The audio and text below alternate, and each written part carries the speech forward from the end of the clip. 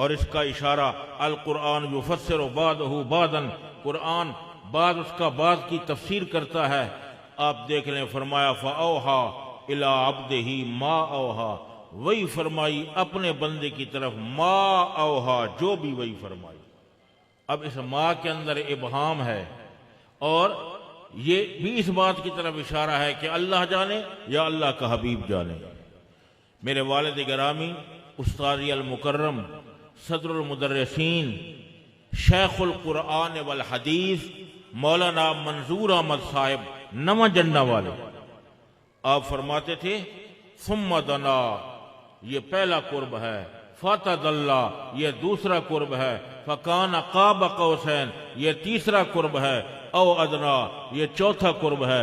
پہلا قرب بھی سمجھ آ سکتا ہے، دوسرا بھی آ سکتا ہے، 2 کمانوں کی مقدار ہوا، یہ بھی سمجھ آ سکتا ہے، او ادنا، اس سے بھی زیادہ قریب ہوا، یہ چوتھا قرب یا خدا جانے یا محمد مصطفیٰ جانے۔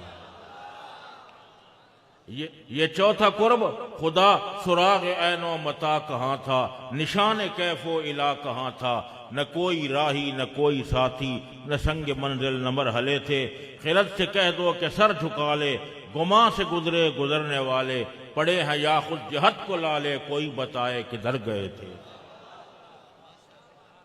سراغ عین و متا کہاں تھا، نشان کیف ہو، اس پر 3 مصرے ہم نے لکھے ہیں اس بطور ترمیم۔ سراغ عین و متا کہاں تھا، نشان کیف و الا کہاں تھا۔ توجہ ہے کہ نہیں؟